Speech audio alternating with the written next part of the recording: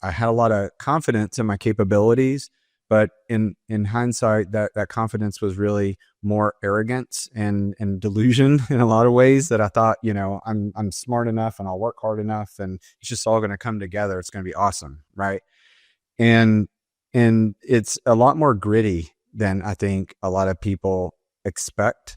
And you have to learn how to deal with just constant disappointment and learn to view that as the stepping stones where you can continue to make progress and grow. And it's not going to be a linear path.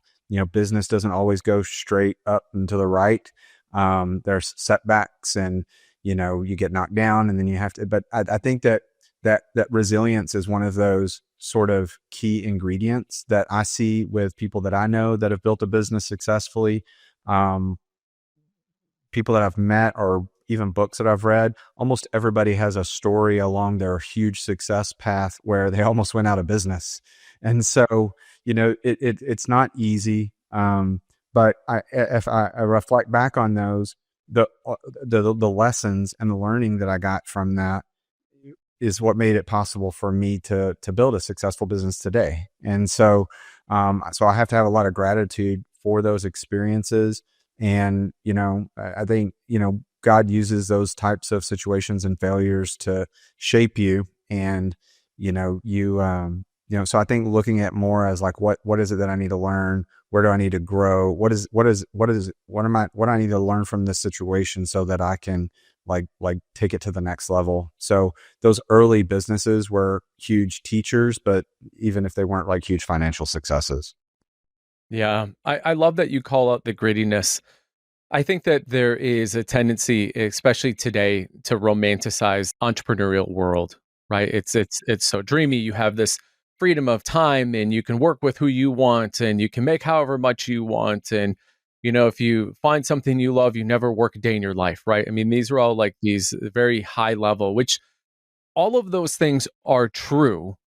But from the start line to when you actually get there is this level of perseverance. And I was recently listening to this podcast and it was talking about pain. The pain of like really anything like worth doing is hard. Um, and there was they were interviewing the guy. I think I'm going to say this, Ninchobi, the guy who ran under 2 hours for a marathon, and he, yeah, I mean, which is absolutely insane. I mean, just when you think about like hard.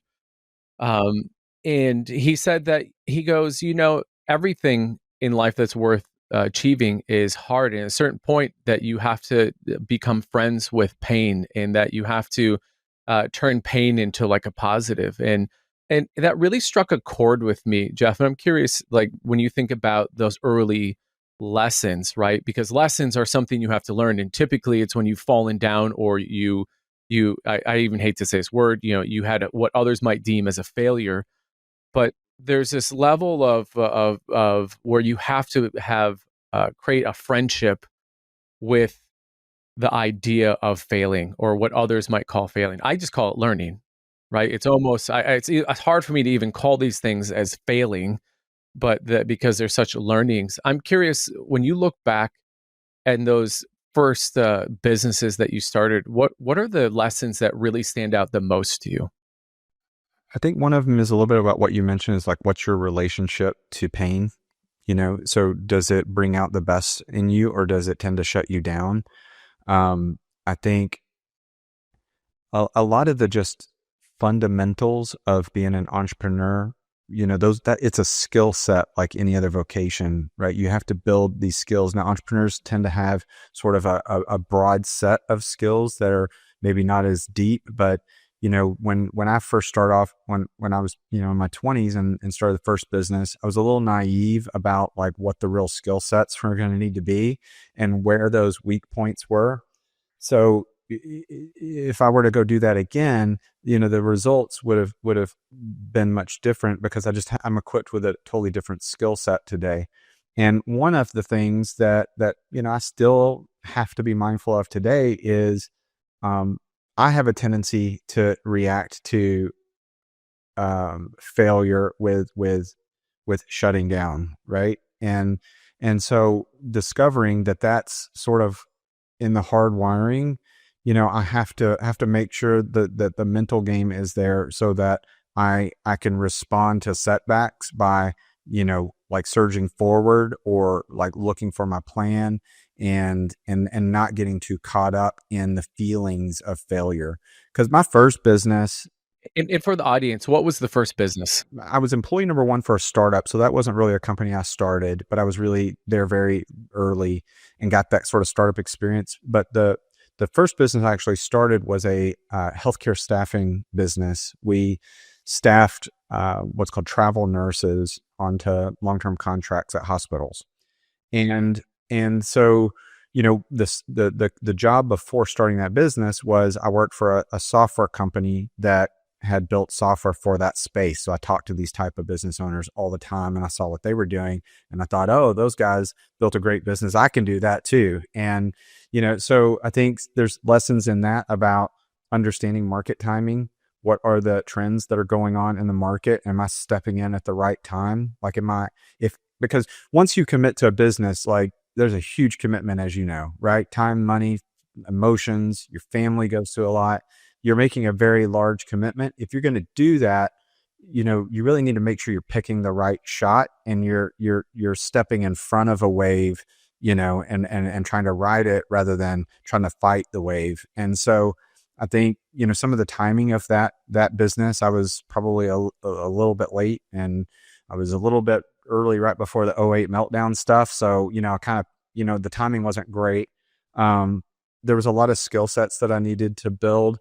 Um, you know, off camera before when we were chatting, we were talking a little bit about strategic coach, and, in coach, I did the Colby A. And, when I got my score back from that, I was expecting, oh, I'm an entrepreneur. I'm going to be super high, quick start. And, and when I got my results, I remember it sort of hitting me kind of hard because I was like a 5 or 6 quick start. I was a 9 fact finder. Right. And so one of the things that became really clear when I discovered that was, one, after I got over the shock that just because I'm not a high fact finder or a high quick start doesn't mean I can't be a great entrepreneur. But what it did do is it sort of exposed a lot of blind spots for me.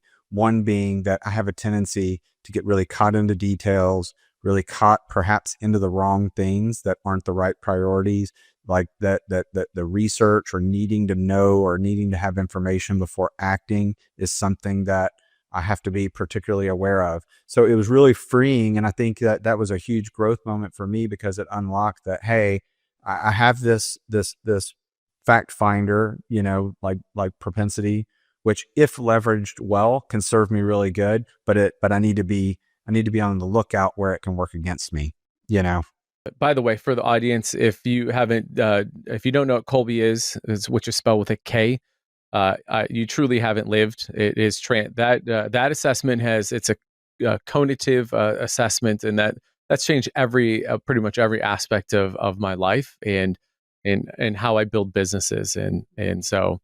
But Jeff, I want to go back to something you said, that you had a realization that when you're hit with the hard, right, with the lessons, if whether they're the one you wanted or the one that, as you were saying before, like the one that God wanted you to have, right? That you shut down. Because I think that right? It's almost your amygdala, right? Fight, flight, or freeze. And I'm curious, how did you? Because obviously that wasn't the first or last time that you've had like a headwind or a learning opportunity. How did you? What steps did you take to kind of move beyond? I know you talked about surge, find the plan, right? I mean, can you talk through some of those lessons? Yeah, I think the first thing is being aware of it. I think in all of these things that we're talking about, that the awareness is the beginning point, because you can't take action against something that's holding you back unless you can become aware of it and, like be willing to acknowledge it, that it's true. And so, like, knowing that, like, when I discover these things, just knowing that that's a part of my personality and that's the way that I've been created, then knowing that there's strengths that come from it, there's potential drawbacks that come from it. But I think, even today, that's still a force that's there. It's not like that's gone away. I just think that I've gotten better at identifying it and seeing where it's showing up. And then one of the things that I try to do is, one is don't make it personal about me, right? So I'll give you an example. In the first business, I remember when my first employee quit. That was like a really that really like was an emotionally kind of a experience for me. Like I felt rejected, and there's just all this like silly emotions that come along with an employee deciding that this just wasn't the right home for them, And so it's a little bit different for me today. But I remember like how like that it felt like such a an obstacle or a failure that hey, this employee is not working out, or they're choosing to resign. Something as simple as that in my first business just kind of demonstrated sort of where I was maturity wise at the time. And not just recognizing that, hey, like it's not a fit, that's a good thing, right? So I think being able to see something and reframe pretty rapidly, reframe that, like, hey, that wasn't a fit for them, so that probably means that they weren't really performing, and there's a lot of opportunity for us to find somebody who really meets our need a lot better, and it's going to be a better fit for them too. And so I think being able to just identify, hey, I've got this feeling that the failure is that the feeling of failure rather is there. So let me just name it, identify it, let's reframe it, and not let it get that sort of negative context to it. And then focus on what's the actions that I can do that'll lead me out of that place. And so even today, I try to be mindful of what the goals are, but stay less focused on the result and more focused on what's the action that I need to be taking right now. And then just have faith that if I take enough actions consistently enough for long enough, the results will take care of themselves. Oh, that's a masterclass right there. I mean, I mean, Jeff, that is an absolute masterclass in of like how to go from and transform like anything, whether it's a win and how do you win more, a learning opportunity and how do you actually take that and win more, and more importantly, I think how do you transform something that is emotional. And so everything. I mean, I would you agree that almost everything in the entrepreneurial world revolves around the emotion, 100%. right? It's about about managing emotion, anger, the sadness, the frustration, and the confidence or lack thereof. It is. Yeah, I totally agree with that, because it's everything from how you deal with good situations. Are you a graceful winner? Do you share credit? Do you bring other people along, and grow others on that path? In failure, are you a leader? Are you showing other people that this isn't gonna hold us back? We're gonna plow through this. We're gonna look at this in a way of where's the opportunity here. And the one of the coolest things about being an entrepreneur is you have the ability to affect so many people. You get to affect your employees, you get to affect your customers, you get to affect partners, and you just have a sort of unique intersection there where whatever you choose to be is going to influence a whole lot of other people around you. Yeah, it's a pretty big ripple, because not only that, but then the people that you're paying or your vendors, right? Or like your team or your clients, right? The money that you help them make. I mean, then that has I think I read in something about that it has a factor of 6. Mm, I wouldn't doubt it. Yeah. Yeah, which is pretty incredible. When you're talking about leadership, how do you define leadership? My style of leadership tends to be, um, I want to make sure that I'm being the example that I expect from other people. So I really try to stay mindful of, um, I'm not trying to lead from an ivory tower. I want to lead through them seeing me. And um, I think that personally, authenticity is a really important element of leadership. And authenticity doesn't mean saying nice things or being pleasant. It just means being very open and sort of true to what your belief is or what you're seeing, and being willing to share that with others, whether that's easy or hard. And so I think authenticity is a really big thing for me for leadership. Um, and there's other elements of that, learning how to delegate, which has been a huge like difficulty for me over my career. Like that's always been a hard one, is sort of letting go of the vine and um, just allowing people to take ownership of stuff. That's been a skill that I've had to really work on, and I still continue to work on that today. So um, communication is a really big element of leadership. So making sure that the goals and the vision and how we're going to accomplish it are really, really clear in my own head, so that then I have the ability to make it really clear to others. And so for me, one thing that I have to be really mindful of is that a lot of times it's really clear in my head, but that doesn't mean that I've made it really clear to other people, or I haven't made it clear to other people enough times on repeat. So there's no question and there's no gaps. So I think authenticity, setting an example, I think having really clear vision and being able to communicate that vision regularly and very clearly. And then, making sure to manage people like humans, and all humans are different. We all like to be managed different ways. We like to be communicated with different ways. And so I think realizing that any business that has people involved, you have to manage people like humans that are all individual. And so understanding how to best do that for each individual person, I think really helps bring out the best out of them. I love that you said you have to manage the human. And I almost think of it, and what came to me again was that what are you actually managing of like a human? They're a human being, right? What does it mean to being?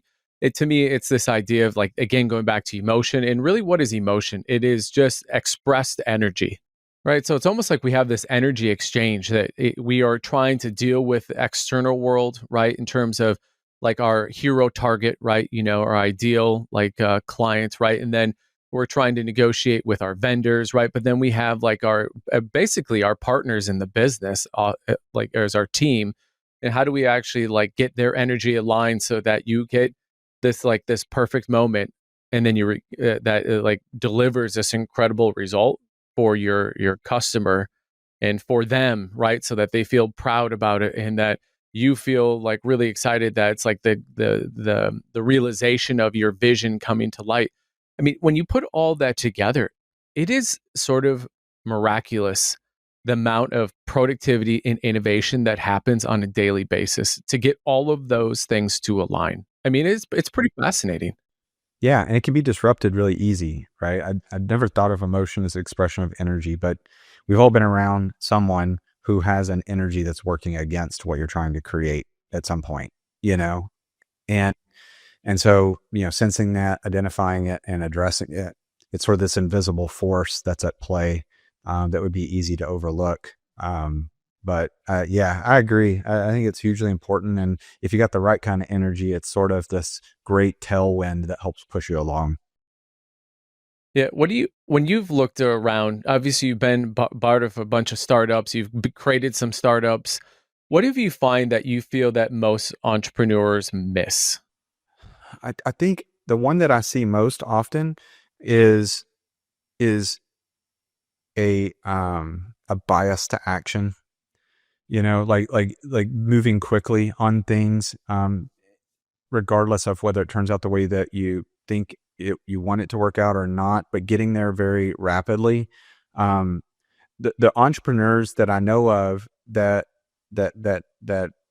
I've seen be really successful, they tend to have that okay, I see something, take action on it and move pretty quick. And the ones that I've seen that seem not to really make much progress, or have trouble even getting off the ground, is they spend too much time thinking, or planning and less time doing. And so I think a bias to action is a really big core element. And then the one that we talked about earlier, just the resiliency. If you're in action and you got resiliency, then that probably means that when you encounter obstacles, you sort of get fed by them, like the Incredible Hulk. The more you hit him, the more powerful he gets. Like, so, I mean, we've seen those kind of people before. They're just sort of a force of nature. And the more you hit them, the more they seem to get stronger. And so if you combine somebody who takes action and moves quickly on things, and someone who can, get knocked down, and it seems to make them more committed and stronger in their resolve, it's super hard to beat somebody like that. Yeah.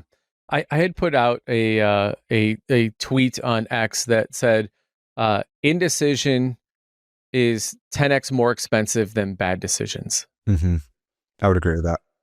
And one things you just said there, that I tell my groups that when I'm coaching, that the number one ingredient in value creation is taking action. But the thing I like that you added onto there, it's the taking action, but I think that the next step beyond that is and I'm curious your thoughts on this, is that it's how quickly can you push to fail, right? Like, can you break it, or like find it's a success so that you can quickly pivot, change, amalgamate, right? I mean, is that a fair statement? I think so. It's funny. I've always been somewhat annoyed with this fail fast, fail forward thing. I don't know what it is about that. It just bothers me for some reason. I don't know where I picked that up. Yeah, failure can be, viewed as making progress and that type of thing. But maybe part of it is what you said earlier, is that, all those failures they're learning, right? And so less about identifying it as failing a lot or failing forward. It's more about just how fast can we learn, right? And then there's maybe something subtle about that terminology that gets used of, I'm not going to keep naming these failures. I'm going to keep naming these learnings. Yeah, like, don't give power to the sale, right? Like, don't deleverage the idea of failing. Right. Learn fast, make progress fast. Something like that would land a lot better with me than, fail fast, fail often. That just terms always just like bugged me every time I heard it.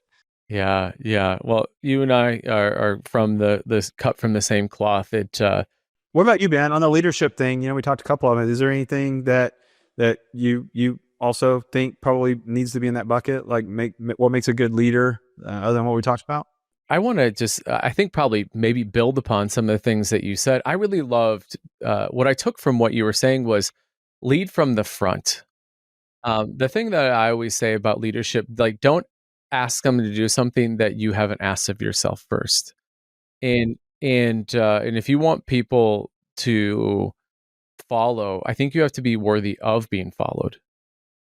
Which is if you think about it and you really reverse engineer that, I mean, that's a really tall task. It is, because it's not just about working hard. I don't think. I think it's about, for me, what I feel very blessed about with our team is they know I will do anything for them. And when they know that I'll do anything for them, they'll do anything for me too. And that's a really good place to be. And it builds a loyalty among people that, it's just, you can't, it's hard to like train people on that kind of thing. And so much of it goes back to sort of the golden rule. Like, I want to treat people the way that I want to be treated. And so, there's small examples of, even vendors and partners where I've had a vendor come and say, hey, cash flow's been tight from me. I know that you're not supposed to pay this invoice for a month. Would you be willing to pay it early? And he's a great partner. Like, he's always been a great partner. Every time I need something, just a pleasure to work with, easy to work with, honest. There's a lot of trust. And, that stuff like that's a no brainer for me. Like, that takes so little for me to make that gesture and show them that they're important. And I guarantee you, I call him up and I need something, or if I have an odd request, he's going to deal with me that way because I've dealt with him that way. And over time, the people life is too short to work with people that don't align with your worldview or your value system. And so if it turned out that that vendor didn't like treat me that way too, then it could be a tell that like maybe that's not the right partner for me, you know. And so I think that sort of golden rule of I'm gonna treat other people the way that I want to be treated. I'm going to demonstrate to them that they're important as a human, not just their capacity to help fill the need of the business that I have.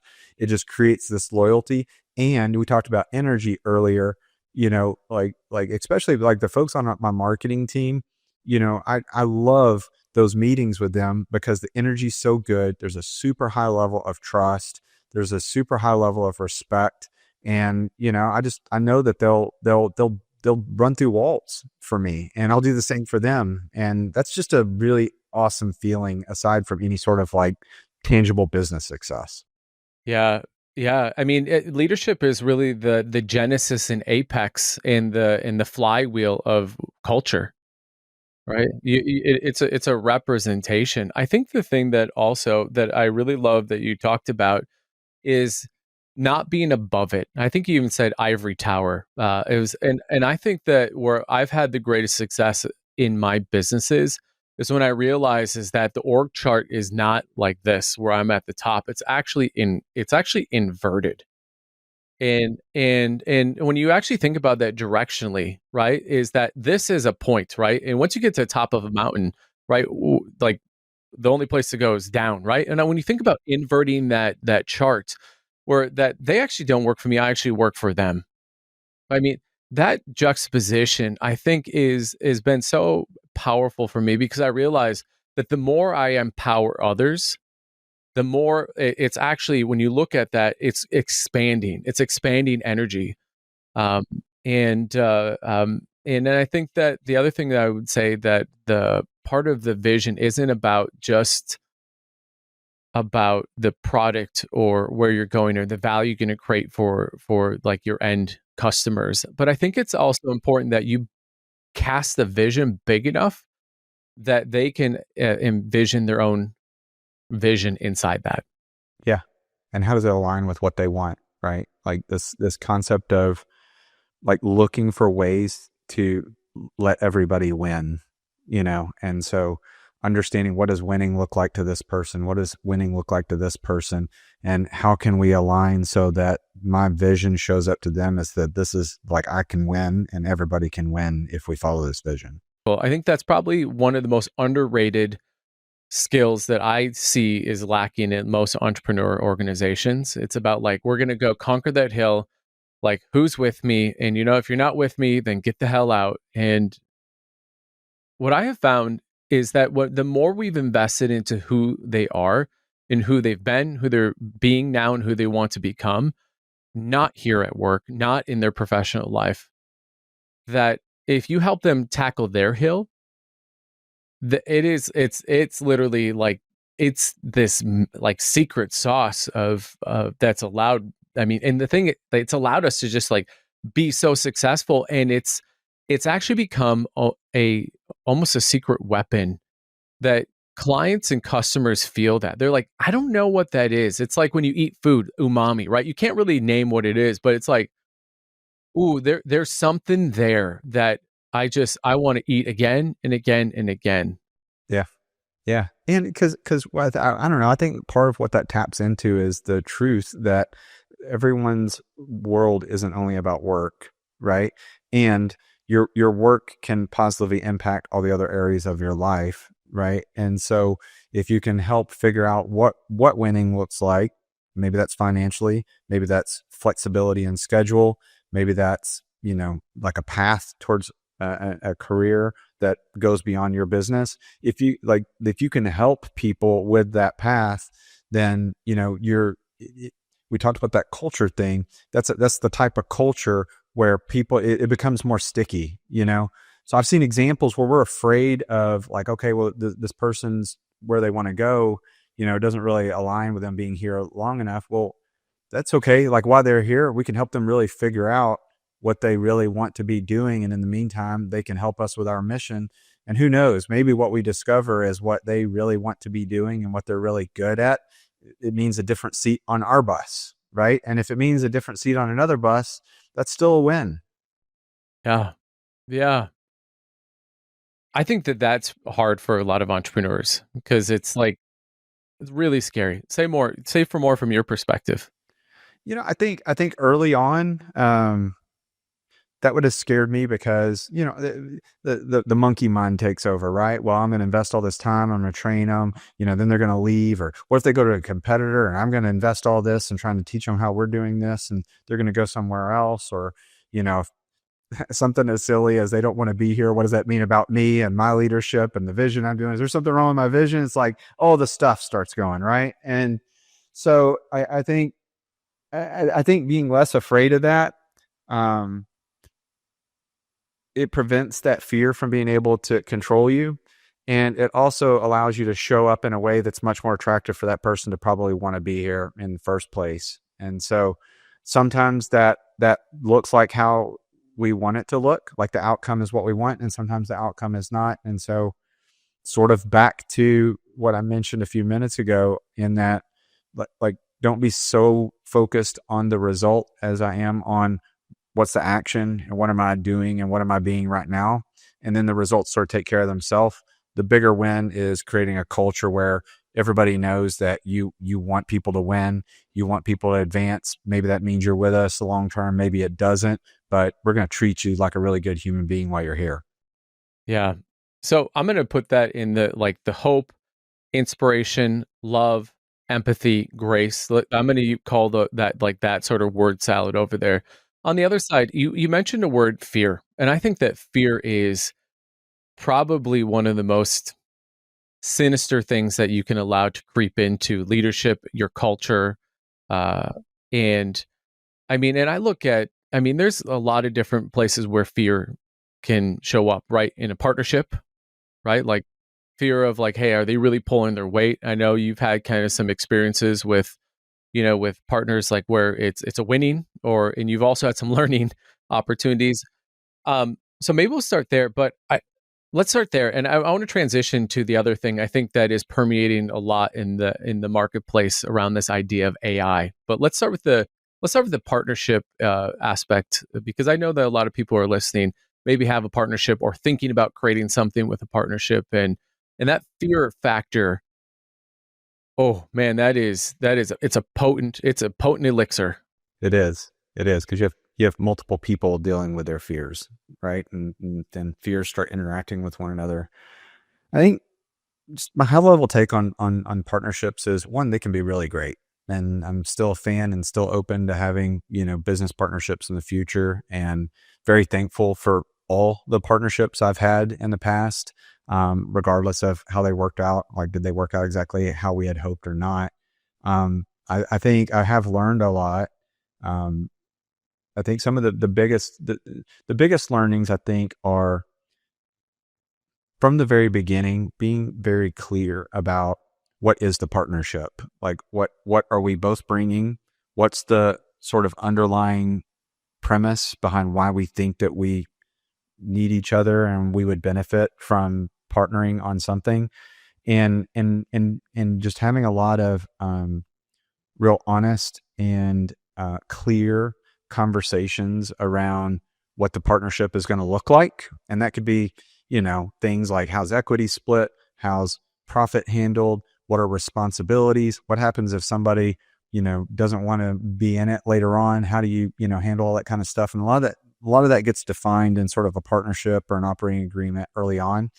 And so I think not only having those conversations, but then taking that next step and making sure that that's documented and that's signed, and that's something that's really clearly defined before you get into something with each other. And it's just human nature that if you don't nail that down in a clear and documented way before you start creating something of value, then you're opening the door for lots of fears and lots of other emotions that could be pretty destructive to what's been created, to sort of come in the door and wreak havoc. So I think that's that would be one of my like pieces of advice. Anybody that's getting into a partnership, just be very, very thoughtful and very, very clear and very thorough in sort of documenting that and agreeing and writing on sort of what's the nature of the partnership and what is it going to look like in action.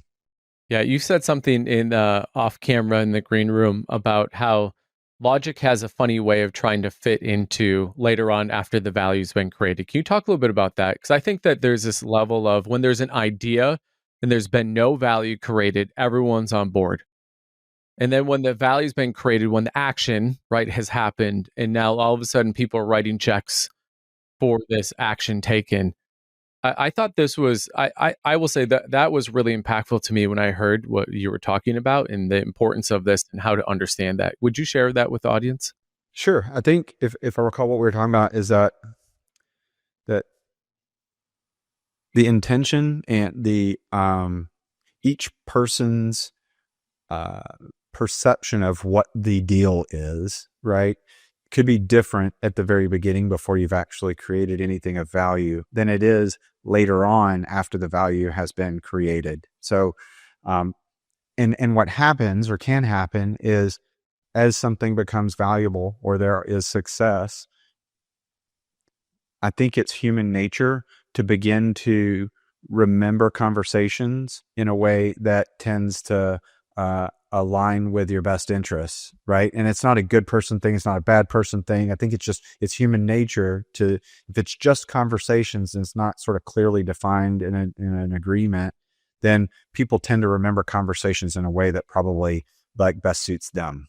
And um, so, and then the logic comment was about that when you're interpreting and you're remembering conversations through the lens of what's going to be good for you at that time, then we sort of we use our own logic to interpret what we thought the agreement was or what the conversation was instead of what it was. And it's just like, again, it's a human thing. It's like, so we gotta it's such an easy thing to address if you do it really early, but it can be super painful if you don't address it and you have to deal with it later.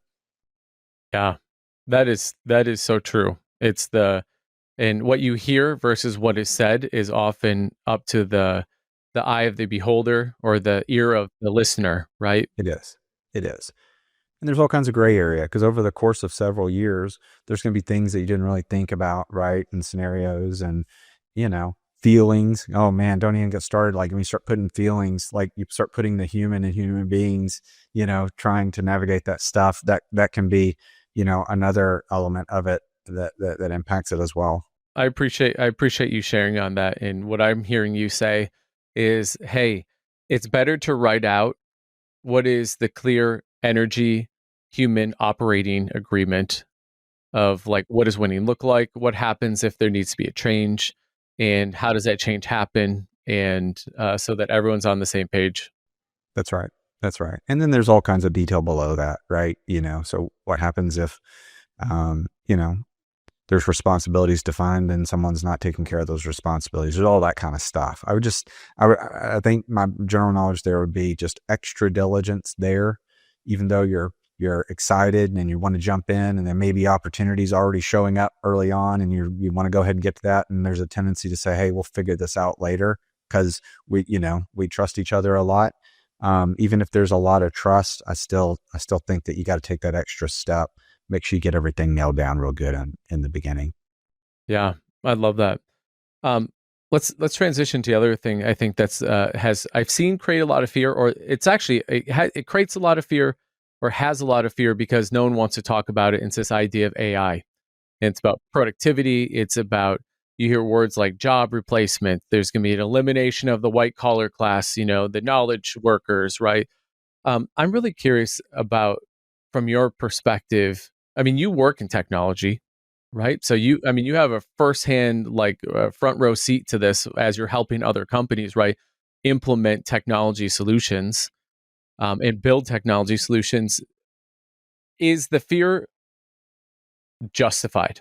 In some respects, let's talk about some kind of AI in general. I can go all day on this topic, so you just opened Pandora's box. But it's right to have some fear. I think what a lot of it is fear of change and fear of unknown.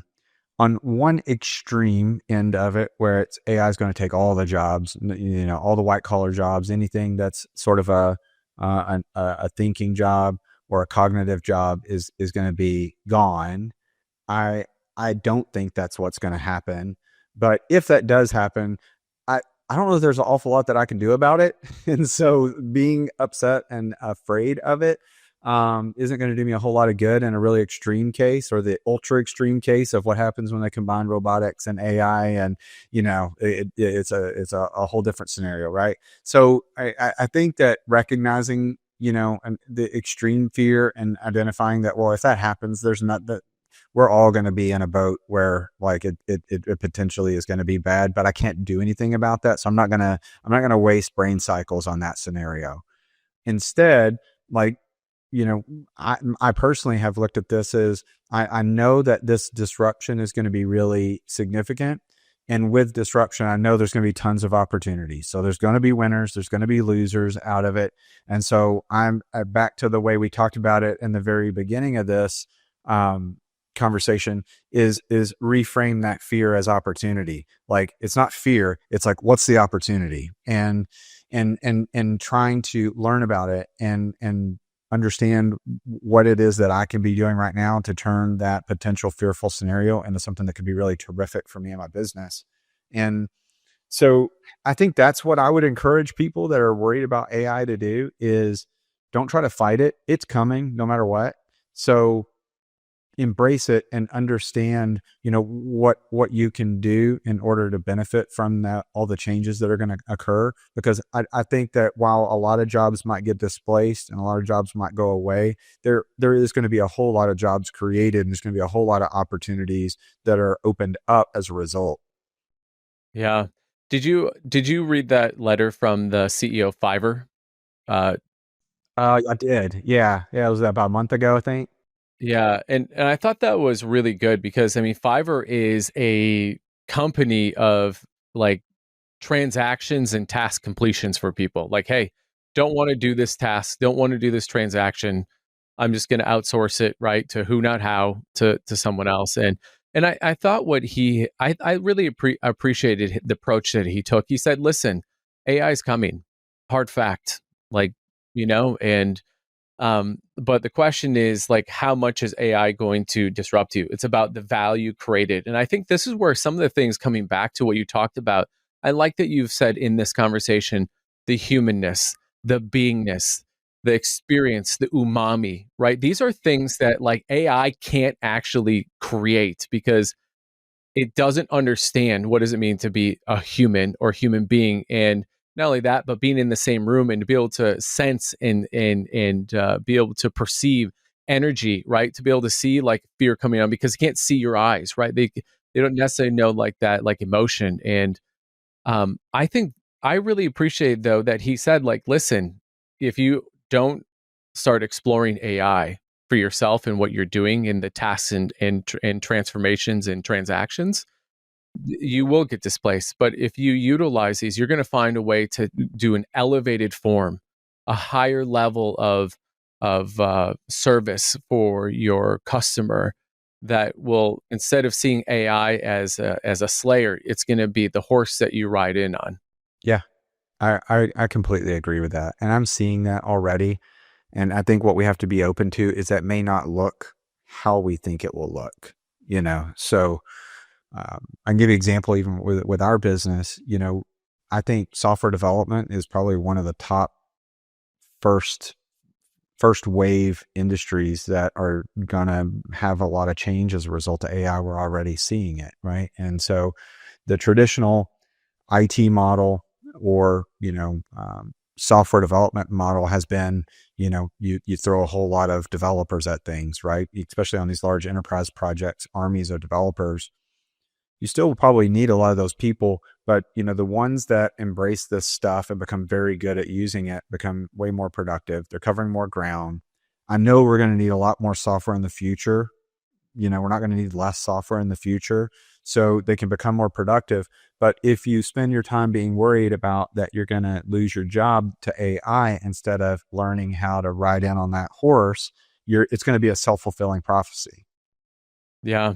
Yeah, and the other thing, I was just listening to another podcast where they were talking about showing numbers of like some of these technology companies like Microsoft, like cutting back numbers, and they made the case that a lot of these companies are maybe cutting back on people that they already had wanted to come back, not as an indictment on the fact is that AI is replacing jobs.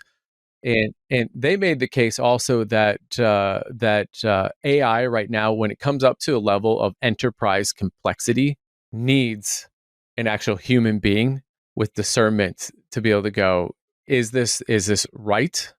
Like the right thing for the right procedure. I'm speaking outside my lexicon, but I mean, how does that hit you? I agree with that. That sounds right to me. Is that I think maybe some of the layoffs in big tech may go further back. I personally think that a lot of CEOs of these really big companies looked at what Elon did when he bought Twitter, and he took an axe to the headcount drastically, and Twitter got better. Like they continue to move the product forward, and they've started to introduce features, and they're being more ambitious about what the product can be and do. And they look at that and they like, well, it is possible. It's sort of like, we were talking, I can't remember if it was in the green room or we were talking about the person that ran the marathon or 2 minute. Well, when the famous story about the runner that broke the 4 minute mile, it's like all of a sudden it's possible. Like now it's possible. And that sort of opens the gate to people to start to exceed it. So I think there's some of that in, the Bay Area where they're looking at that going, man, we got really bloated with our head count. And some of it could be just an opportunity to start becoming more efficient. I think in general, in technology and just business more broadly, people are more focused on being more efficient and more profitable and eliminating a lot of the fluffiness within organizations. And, kind of jumping back over to AI on that is that there's a lot of these opportunities where people can start businesses with a lot of these AI tools with very little capital, with very few employees, and that's an opportunity for entrepreneurship that I don't think we've ever seen before. So the counterpoint to the fear could be that it opens up the gateway for entrepreneurship as a pathway for people to create really profitable companies that bring value into the world. And it may look a lot different, but we may see an explosion of entrepreneurship as a result of it. Yeah. What would you tell people who see that and they go, okay, well, that's great. How can I create value? Like, I'm talking about like someone who's listening to this going, that sounds really great. I don't really want to be an entrepreneur. I don't really necessarily want to start a business, but I like being around that. I like helping and coming up with ideas, but not something I want to like launch into. What would you tell leaders of those people and then also those people directly?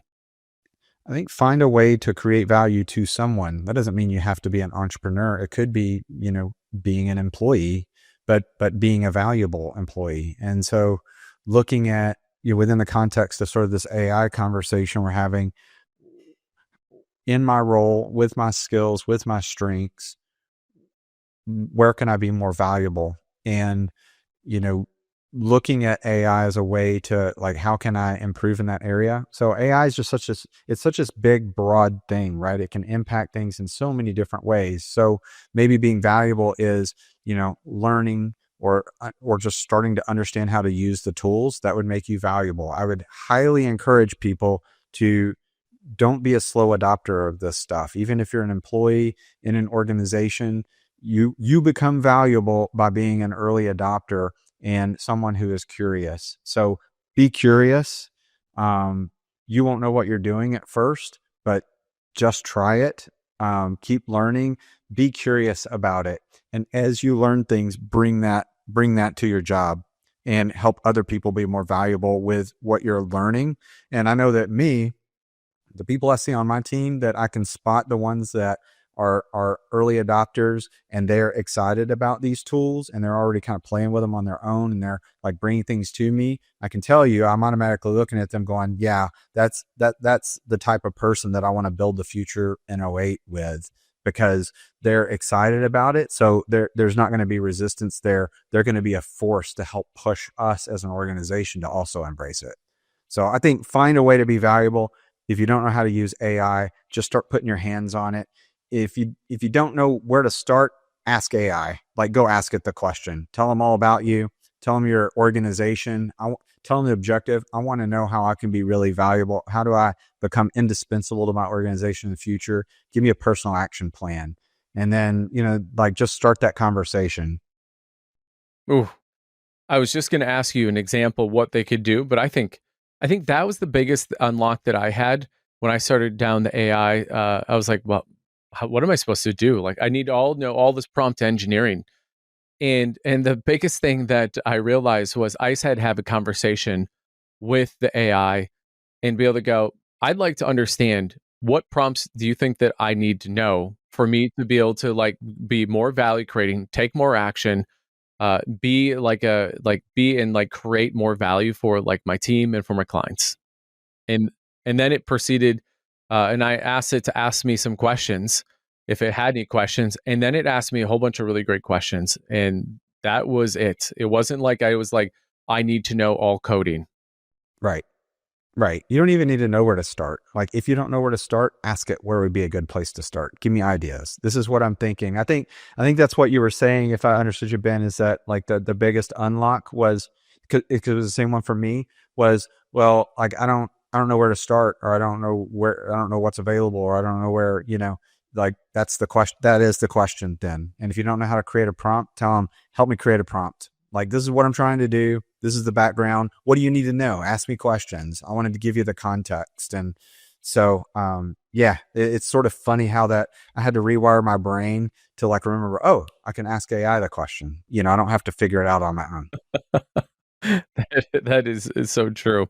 I had a friend actually just send out an article, and I'm curious what you think about this.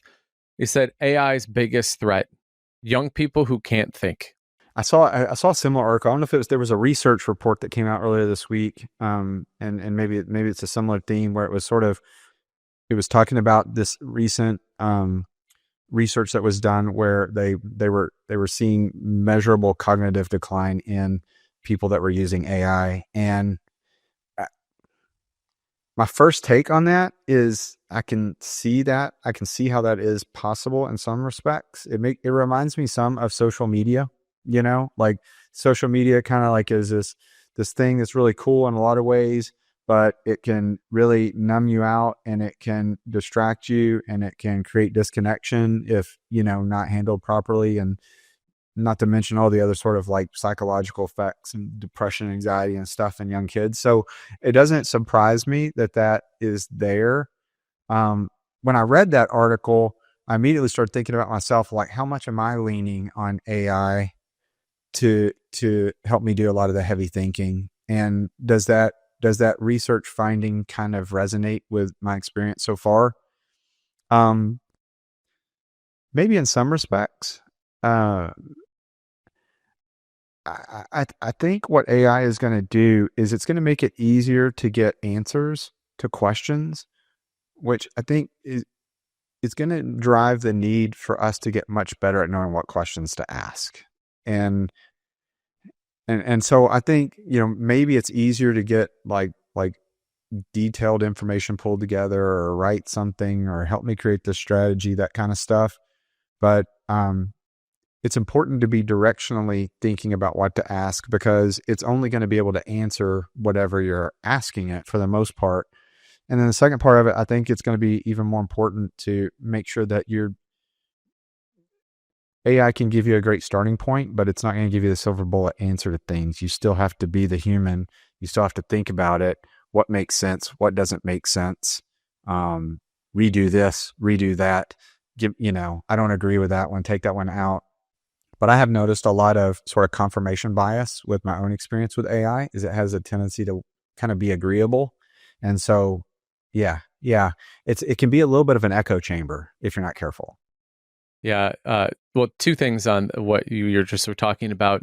One of my coach clients is tight with someone in the open AI space, and they actually found that in the next iterations that they're going to come back with about 50% less edifying, because they found in a research paper, and again, someone can fact check me on this, so I'm just repeating in terms of what this person had told me was that men and women 18 to 24 years old would rather marry their AI than a human being.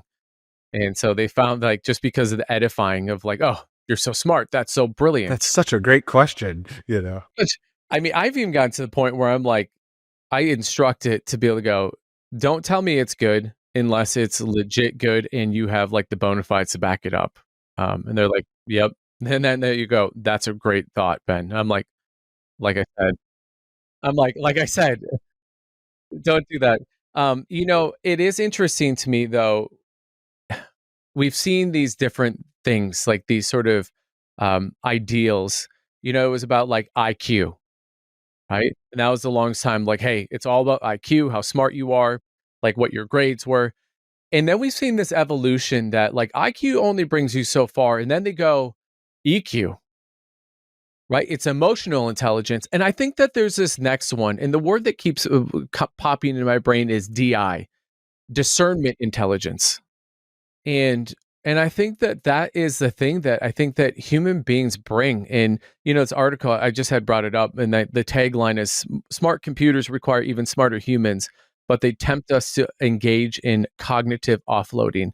And I almost think if it's not even cognitive offloading, it's discernment offloading. We just go because it's so well written when they write it back, or you go, that just sounds good," and it doesn't necessarily mean that it's good. And I liken it to food. I've been to some really incredible places to eat, and it looks beautiful on the plate, and it's technically perfection. But when you actually taste it, you just go, "This tastes about 2/10 of what it looks like." And I think that that is the real substance, is not in terms of what it looks like, what it sounds like, but what does it taste like? How does it actually fulfill you? Are you satiated with that? And I think that as we move into this new world, discernment, I think the who we are as human beings, who we've been being and are going to become, I think are these next levels of, I think, intelligence. Like it's awesome. IQ, got to be smart. Like emotionally, EQ, I mean, that's probably where you have like the human beingness of it. But I think there's this another level of intelligence of discernment. Hmm. How would you think that shows up? Like, is there like an example that comes to mind, or like, because I know discernment, but it would help me, like fit that together if you have sort of like an example or something that comes to mind. Yeah. So I was playing around chat thinking about some not content, but like in essence, some things I'm building for like my coaching company. And I had put in there, like, I can't remember what the prompt was, but in essence, hey, I want you to really explore this and give me like a SWOT analysis of these different things. And it gave me this thing. And at first I was like, oh, wow, well, that was easy. And actually, when I started really diving into it, and I was like, "Well, tell me a little bit more about this. Well, where did you get this? Like, this doesn't seem to be fully right. There's this discernment, like this didn't smell right. This doesn't seem like this is." And they're like, "Oh, you know what? You're right. Great catch." And I'm finding even when it comes to Colby, bringing it back to Colby, right? A lot of times people can like, well, they can put your Colby assessment into AI, is that I'm reminded that AI is only right like 70-80% of the time. And when you think about making decisions, right? People are using this for like relationship advice. They're thinking about this in terms of the work advice. They're thinking about this in the form of in terms of work product. I mean, we heard early on like attorneys coming to court to present, their arguments, and it's made up. I think that's where I start to see going, it may sound good, it may look good, but is it actually really tasting good? Is it really past there's the accuracy test, but more importantly, like it's this idea of there's the right way and then there's the right thing. Yeah, I think an immediate way I've seen it is that with AI starting to get used so much in like content creation in particular, there's just so much noise versus signal now coming out of it. And with our marketing team, we want to embrace the tools, right? But, we have, quite honestly, we've struggled a little bit with how do we use it to help us create more and better content without just creating a whole lot of noise. And I think that discernment comes in on like, okay, this sounds great, right? It's on the topic, it's written well, it kind of sounds nice. Does this add any value to anybody that's going to read this? Is this really going to hit that target? And so we've sort of been a little light on how much we lean on using that because there's enough noise already. So how do we use discernment to figure out like what can we provide that's actually going to be signal out there? Yeah, I like that distinction, noise versus signal. Yeah, there's like there's knowledge and then there's actually wisdom, right? There is like experience and then there is like felt. Like um I I think I like that distinction. Hey, Jeff, I want to transition a little bit here in our conversation. Um, you clearly have had the journey through the entrepreneurial world, but did you always know that you wanted to be an entrepreneur? I wouldn't say always. I think early on, in elementary school, middle school, probably high school, I wanted to be an architect. So like I think that was what I wanted to be when I was younger. Around college, I was sort of a general studies or an undeclared major first couple of years, and when I got to crunch time where I had to declare something, that's where I really sort of picked that path. Um, Entrepreneurship wasn't as glamorized and it wasn't as visible, 20, 25 years ago as it is today. It's everywhere today. Um, and I think that it's overhyped and I think it creates a sensationalized sort of impression of what being an entrepreneur is. And um, but I think yeah, when I first decided to be an entrepreneur, I was probably second, third year in college, and I had just visited my hometown. So I grew up in a small town outside Dallas. Um, I'd been home the weekend and got back to school, and I was having to think about declaring a major. And there was, I think, one of the elements that sort of inspired me was um, my dad owned a business, right? But he was more of a I would consider him like a small business owner. He wasn't an entrepreneur, right? So and it was great. He worked super hard, provided for our family, and it was a success.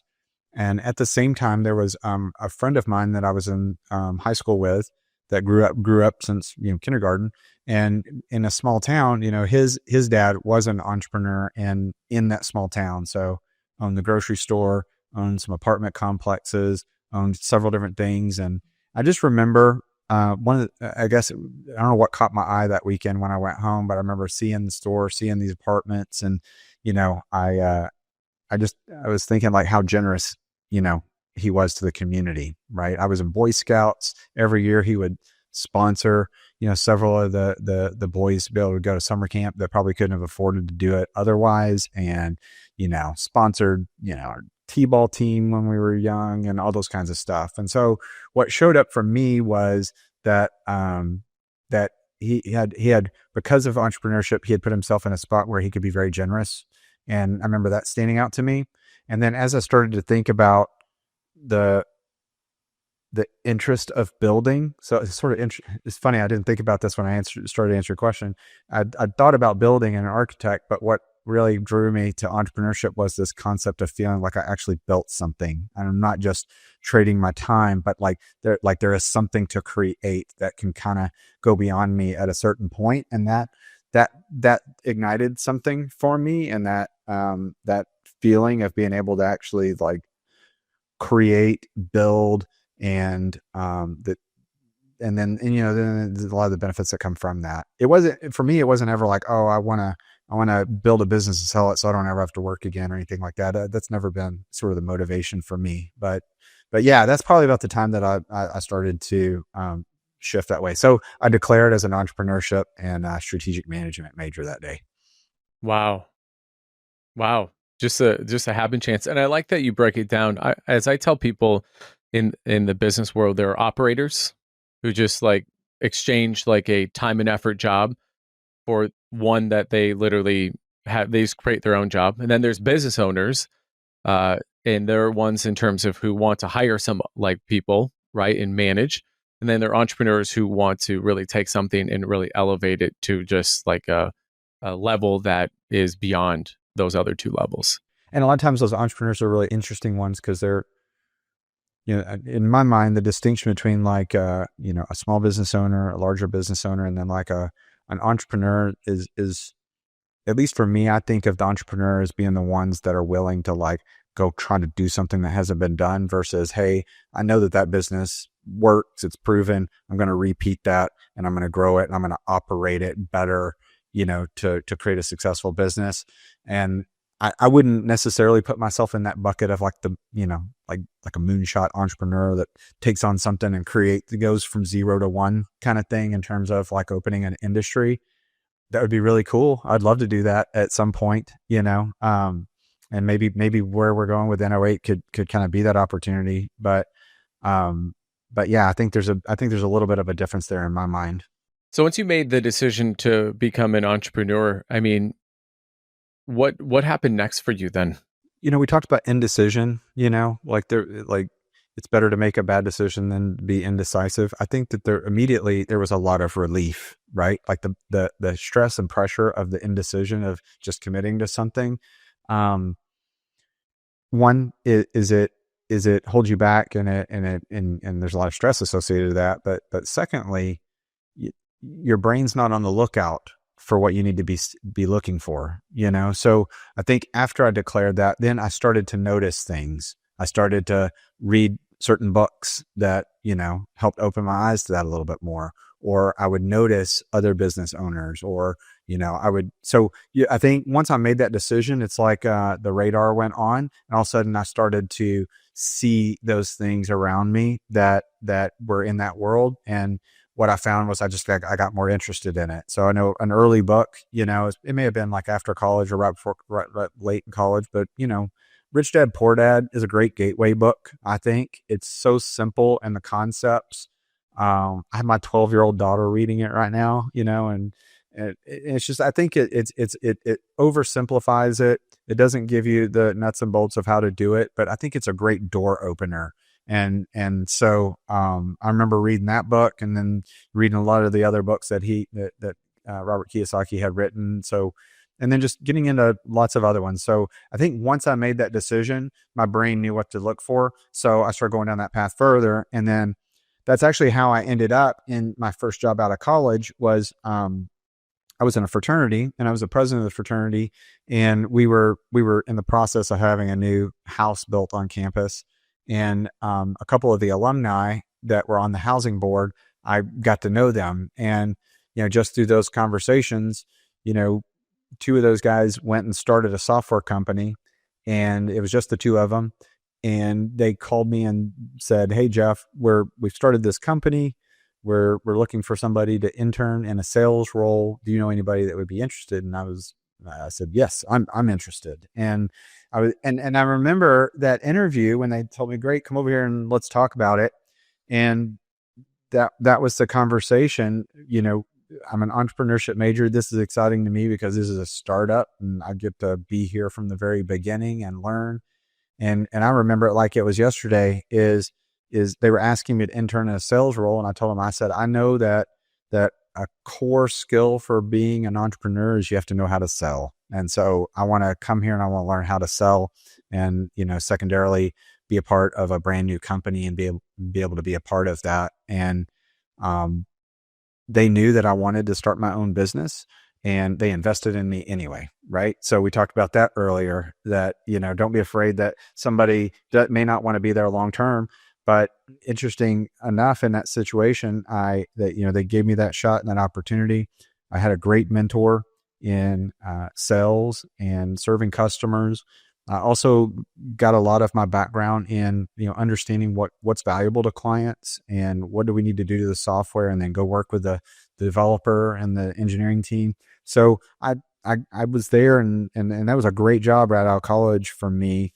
I was there for 5 years. And then funny enough, they knew that I wanted to start my own business, and that's really what I wanted to do. So they approached me and said, "Hey, we know this is really what you want to do.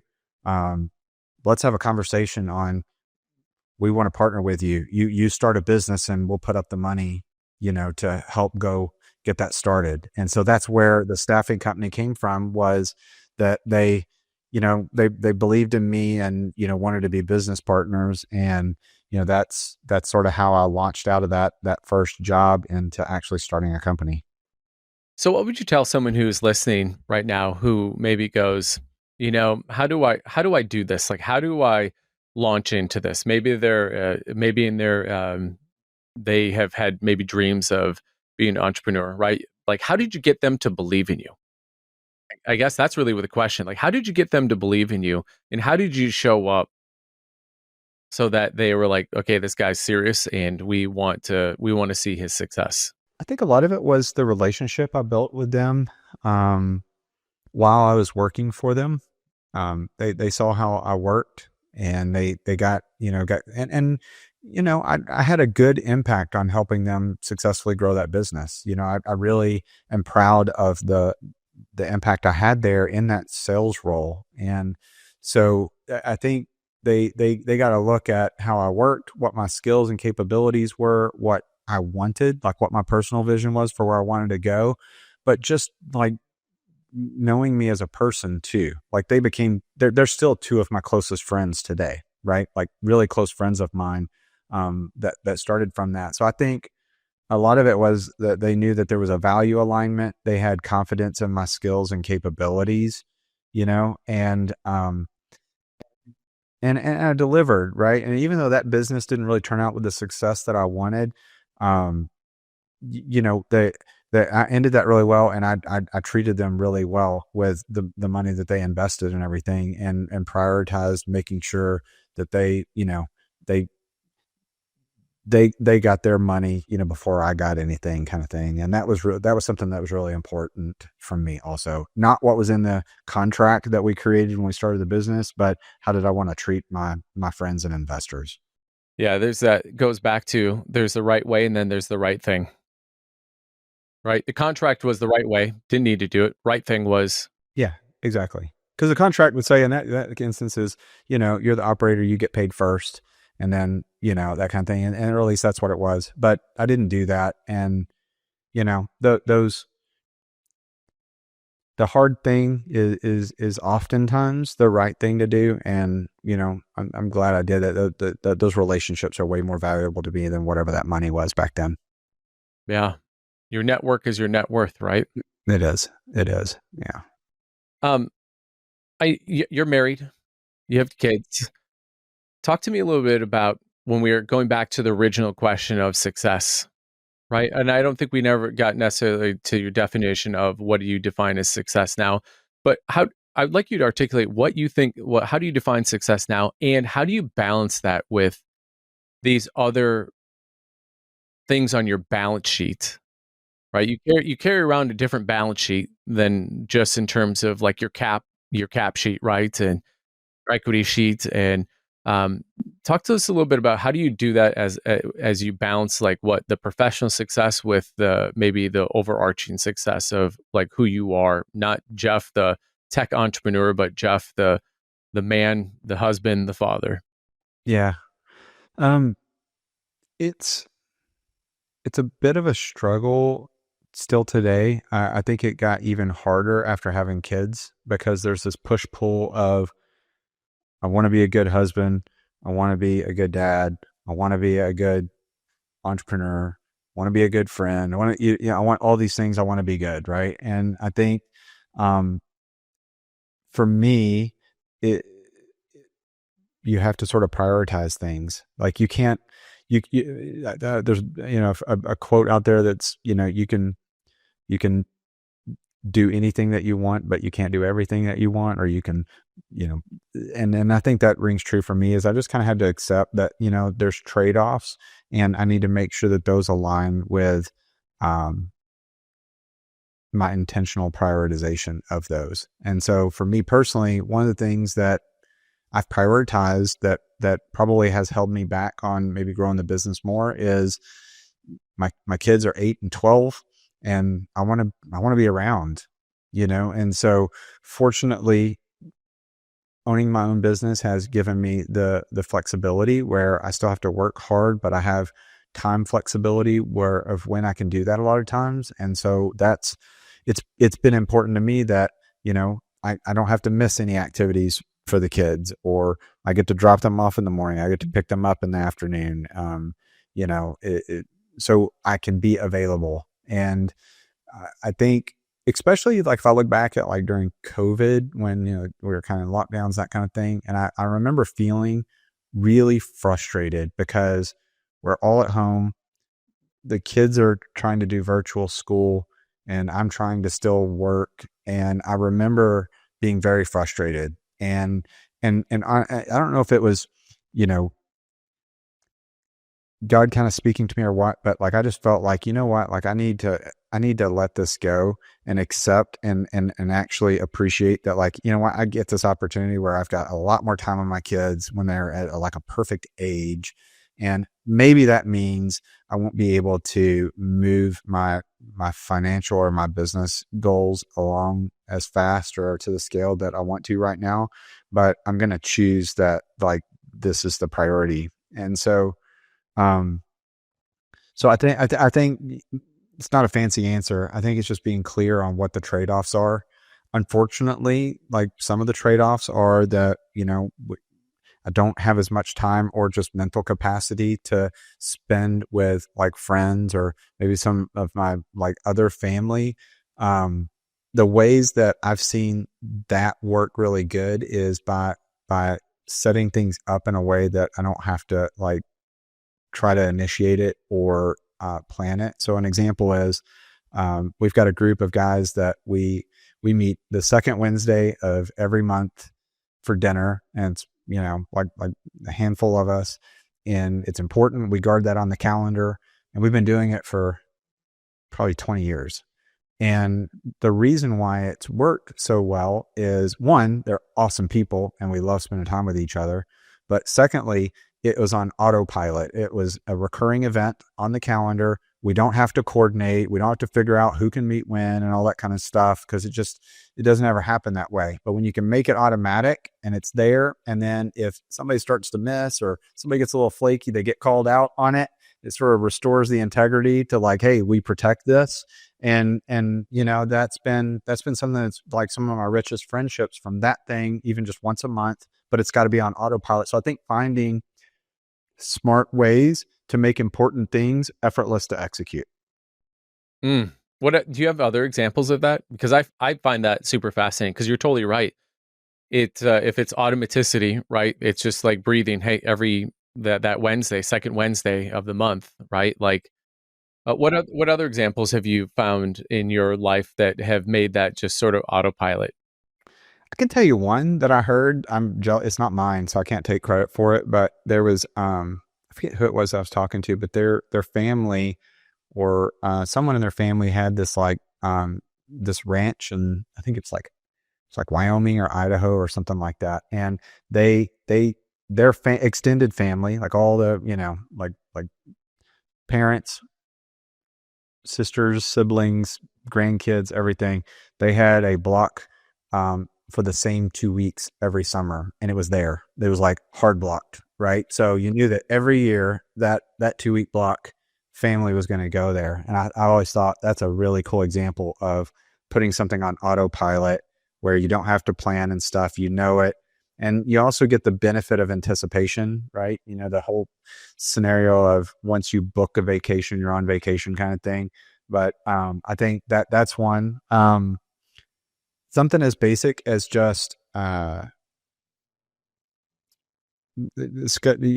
off the calendar on like working out. That's something I struggled with, right? Because for me in our life, my wife is a small business owner too, and with her schedule, she would go in really early, so that meant that I had the kids alone in the morning, and so I had to figure out that okay, I can't work out like a little bit later in the morning because I've got to be here and help get the kids ready for school. Um, if I go in the evening after I finish working for the day, I feel like conflicted because I should be at home, like spending time with them. And so what ultimately I had to do was for, several years is if I was going to be regular on, getting into the gym, I had to have, it had to be really early. Like, cause I was going like 4:30 in the morning, 4:30 to 5:30 before my wife even had to leave. And that was like super hard. But like once I put that on the calendar and I set myself up for making sure I got to bed, really early, so that I could do that, then, just sort of figuring out what's important and making sure that it's got the place on the calendar. And then, we've talked some about, strategic coach. And one of the things I like about it is having that quarterly sort of rhythm to like looking back. Hey, last time I was here in my workbook, I wrote down that these were the things that were really important to me this quarter. Now looking back, how did I do on that? And what do I want to retool? So I think having that sort of quarterly cadence to define what's important, and then look back and see how well did I do that, and if I didn't do well, why, and retool it. The other one that I would say has been pretty valuable is, I also have, like a personal coach that I work with, and it helps create a lot of that accountability.